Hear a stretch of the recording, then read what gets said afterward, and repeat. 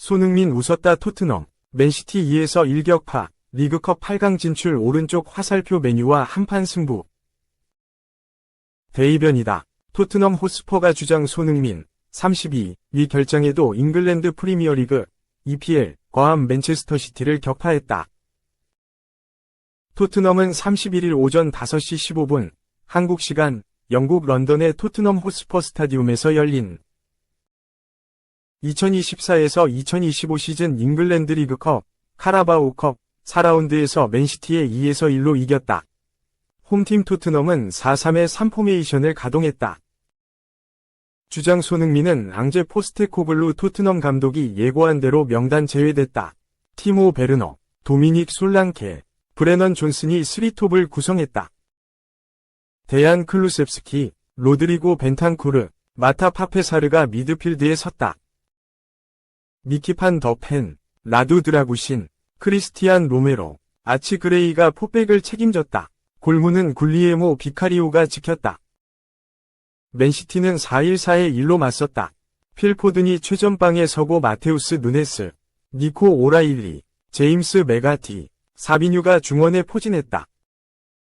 일카이 귄도안이 포백 바로 앞에 서고 네이선 아케, 마누엘 아칸지, 존 스톤스, 리코 루이스가 수비를 맡았다. 골키퍼 장갑은 슈테판 오르테가가 꼈다. 경기 초반부터 토트넘이 앞서 나갔다. 5분 베르너가 문전으로 쇄도하며 간결한 오른발 슈팅으로 골망을 갈랐다. 오른쪽 측면에서 올라온 클루셉스키의 크로스를 그대로 마무리했다.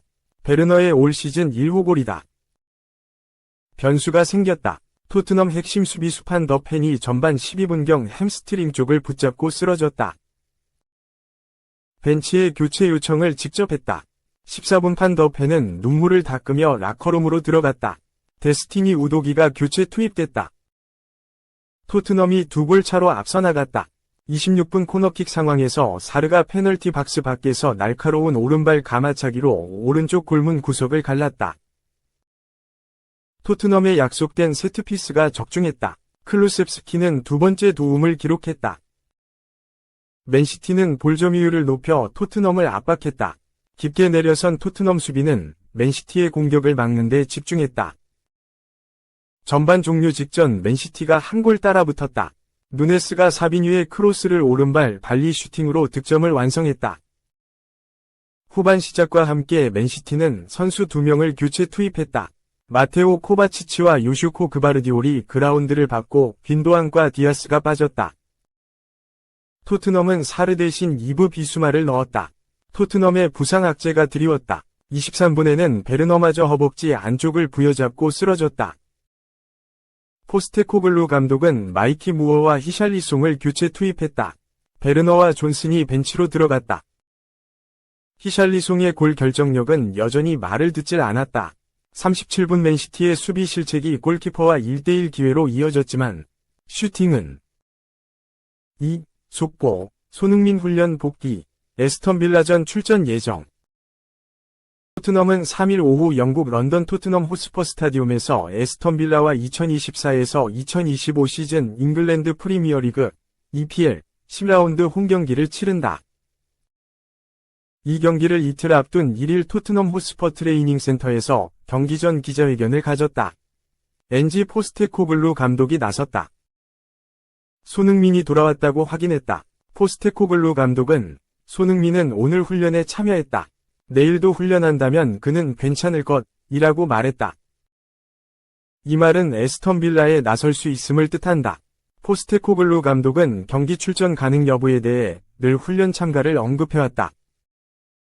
훈련에 참가했다는 것은 뛸 수 있다는 의미다. 손흥민은 10월 19일 웨스트햄과의 리그 복귀전에서 득점하며 존재감을 과시했다. 그러나 이후 통증이 재발했다. 유로파리그와 프리미어리그, 리그컵까지 3경기 연속 결장했다. 포스테코글루 감독은 맨시티와의 리그컵 2대1 토트넘 승리를 하루 앞두고 기자회견에서 손흥민을 주말 경기에 내보낼 생각이다. 그때까지는 경기에 뛸 수 있을 거라 확신한다고 말하기도 했다. 손흥민이 돌아오면 토트넘으로서는 천군만마를 얻는다. 토트넘은 그동안 손흥민의 공백을 메우기 위해 티모 베르너와 마이키 무어를 투입했다. 만족스럽지 않았다. 베르너는 결정력에서 문제를, 무어는 경험에서 한계치를 보여주었다. 손흥민을 대체할 수 없었다. 손흥민은 에스턴 빌라에 강하다. 에스턴 빌라와 9번 맞붙어서 7골 -3 도움을 기록했다. 직전 맞대결에서 골을 넣었다. 3. 오피셜. 클린스만 손흥민. 아시아 발롱도르 8연패 불발. 아피프 최초 수상 플러스 2강인 9위. 대한민국 캡틴 손흥민. 토트넘. 아시아 발롱도르로 불리는 아시아 골든글로브상을 7년 만에 내줬다. 아시아 골든글로브 어워즈 주관사인 중국 스포츠 매체 티탄 저우바오가 지난 21일 이 같은 내용을 홈페이지에 공지했다. 심사위원 63명이 투표 결과 카타르 아크람 아피프, 알사드, 가 181점을 얻어 1위, 18.0%를 차지했고, 손흥민이 13점 차인 168점, 16.7%에 그쳐 아쉽게 수상에 실패했다. 손흥민이 티탄 저우바오가 프랑스 축구 전문지 프랑스 풋볼 위 발롱도르에서 착안해 2013년에 제정한 아시아 골든글로브 어워즈를 놓친 건 2016년 이후 8년 만이다. 손흥민은 지난 10년간 총 9번, 2017년부터 지난해까지 7년 연속 석권한 바 있다. 티탄 저우바오 측은 이번 아시아 골든글로브상은 2016년 일본 오카자키 신지가 UAE 오마르 압둘라 음안을 3점 차로 꺾은 이후 가장 치열한 경합을 펼쳤다. 아피프의 아시안컵 활약과 더불어 32살인 손흥민의 활약이 예년에 비해 소폭 하락한 것이 수상을 결정한 중요 요소였다. 손흥민은 아시안컵에서 사우디아라비아, 호주를 상대로 간산히 살아남을 수 있었지만 준결승에서 요르단에게 패했다고 설명했다. 지난 2023년 카타르 아시안컵에서 카타르의 2연패를 이끈 아피프는 지난 29일 국내에서 처음 열린 2023년 AFC 어워즈에서 올해의 선수로 뽑힌 데 이어 2관왕에 올랐다. 서아시아 출신 선수가 골든글로브를 수상한 건 이번이 처음이다. 아피프에겐 황금공 모양의 트로피가 수여될 전망. 티탄 저우바오는 올해 1월부터 파리올림픽이 열린 8월까지 아시아 축구연맹 AFC 소속 국가 혹은 클럽에서 활약한 모든 선수를 대상으로 수상자를 가렸다. 아시아 월드컵, 아시안컵과 여름 파리올림픽, 아시아 챔피언스 리그 등 세계의 주요 대회와 소속팀 활약상이 주요 평가 요소다. 손흥민은 이 시기에 잉글랜드 프리미어리그, EPL에서 5골, 국가대표팀에서 7골을 각각 기록했다. 여전한 월드클래스 실력을 발휘했지만 트로피와 연을 맺지 못한 점이 8연패 도전에 영향을 끼쳤다는 분석이다. 투표는 1위부터 5위까지 각각 6점, 4점, 3점, 2점, 1점을 주고 총점을 합산하여 순위를 가렸다. 지난 2023에서 2024 시즌 아라인의 챔피언스리그 우승을 이끈 모로코 출신 수피안 라히미가 115점으로 손흥민에 이어 3위를 차지했다. 라히미는 또한 파리올림픽에서 8골을 터뜨리며 대회 득점왕을 차지했다. 모로코도 역대 최고 성적인 동메달을 달성했다. 아시아 무대에서 여전히 높은 수준의 득점력을 뽐내는 손흥민 우상 크리스티아노 호날두, 알나스르가 109점으로 4위를 차지했고, 알힐랄의 특급 골잡이 알렉산다르 미트로비치가 69점으로 5위를 기록했다.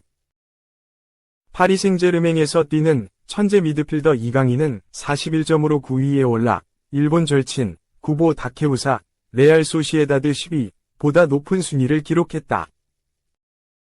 황희찬, 울버햄턴은 3점을 얻어 공동 25위, 김민재, 바이에른 뮌헨은 2점으로 공동 29위를 각각 기록했다.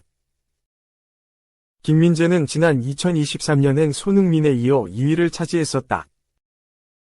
지난 시즌 후반기 소속팀에서 주전 입지를 잃은 것이 순위 하락에 영향을 미친 것으로 보인다.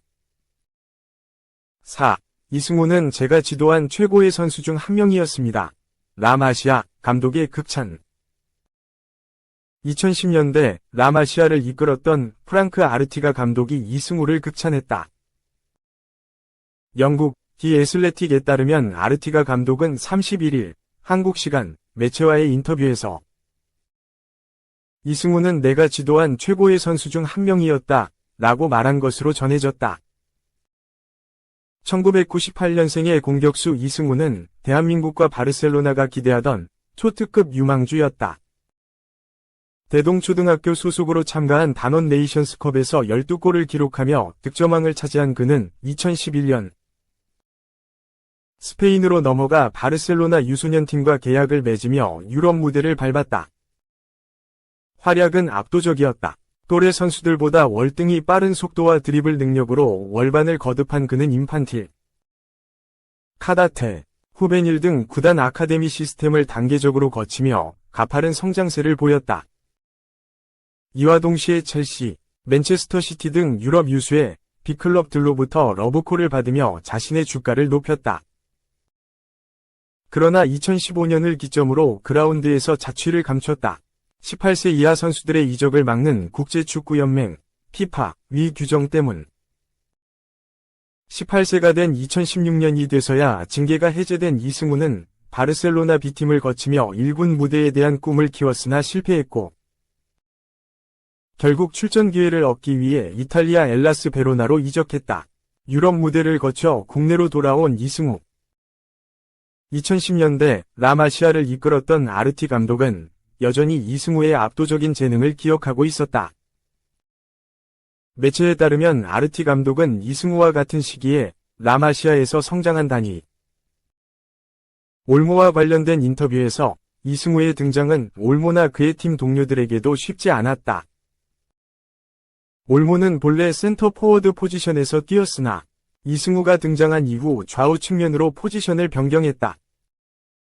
피파 규정으로 인해 이승우가 경기에 나서지 못한 것은 오히려 그에게 유리한 방식으로 작용했다.